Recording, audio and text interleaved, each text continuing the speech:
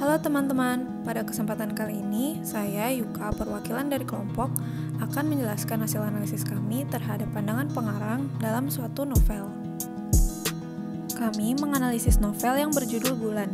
Novel Bulan ini adalah hasil karya Terelie yang diterbitkan oleh PT Gramedia Pustaka Utama pada tahun 2015. Novel yang kami gunakan merupakan cetakan ke-17 dengan 396 halaman dan termasuk ke dalam kategori fiksi. Novel Bulan bertemakan dunia paralel dan persahabatan. Dunia paralel adalah dunia yang berjalan sejajar dengan realita.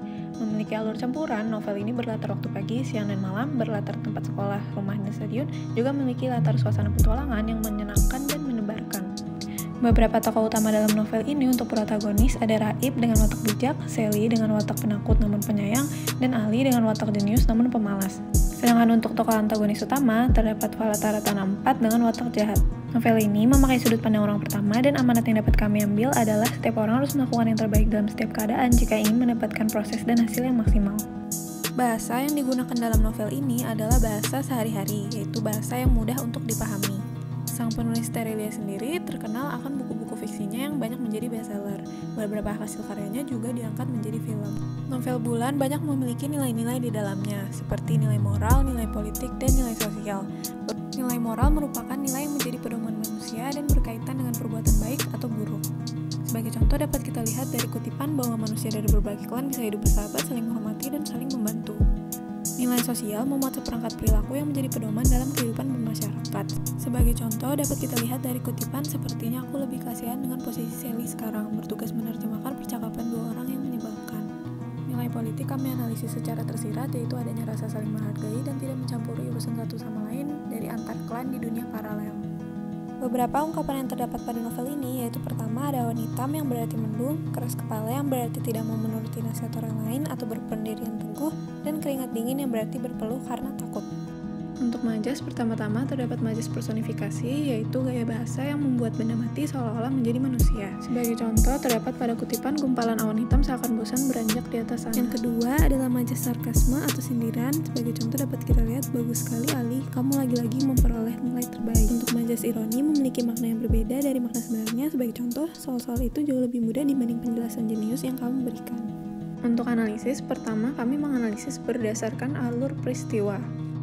Dapat kita lihat pada kutipan paragraf yang di bold, penulis membuka bab pertama dengan pengenalan tokoh yang duduk di bangku sekolah dan memaparkan suasana kelas. Untuk tahap pemunculan konflik, penulis menandai dengan guru dari para tokoh utama yaitu Miss Helena tidak kunjung kembali dari dunia paralel sejak 6 bulan yang lalu. Penulis juga menyisipkan deskripsi singkat atau latar belakang dari para tokoh utama melalui dialog Ali.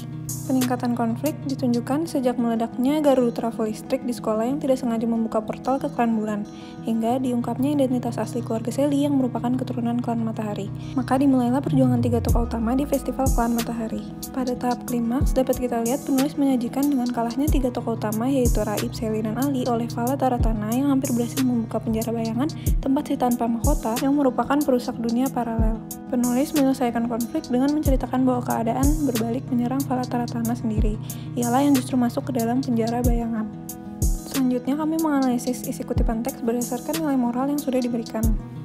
Pada buku sebelumnya, karakter Ali terkenal sebagai tokoh pemberontak yang tidak suka dikekang. Lalu diketahui bahwa sifatnya itu ternyata disebabkan oleh kedua orang tuanya sibuk dan tidak memberinya cukup perhatian. Dari analisis ini dapat kita ketahui bahwa pada Bulan terdapat nilai pengaruh lingkungan keluarga. Pada kutipan paragraf bold di atas dapat kita ketahui bahwa dari salah satu rintangan yang harus tokoh utama lewati, penulis menyiapkan pesan moral bahwa dalam suatu persaingan sikap saling menghargai sangatlah penting. Penulis juga menunjukkan perkembangan sifat salah satu tokoh utama yaitu Raib. Ketika kecil ia sering mengabaikan tanggung jawabnya dan menghilang dari ibunya. Beranjak dewasa, Raib mulai meninggalkan kebiasaan masa kecilnya dan sudah sadar akan tanggung jawabnya di rumah. Terelie menerapkan nilai kebijaksanaan alam dalam ceritanya yang dibalut kelihayannya dalam meramu kata-kata. Novel ini membagikan bayangan dunia paralel yang aneh, tetapi tetap menarik bagi para pembaca. Berdasarkan analisis yang telah kami lakukan, kelompok kami setuju bahwa penulis novel telah berhasil membuat cerita yang simpel namun berkesan. Penulis juga berhasil dalam menyusun skenario yang membuat pembaca merasa sedih. Didapat ketika tokoh Ili meninggal di bagian akhir dari novel. Sekian dan terima kasih.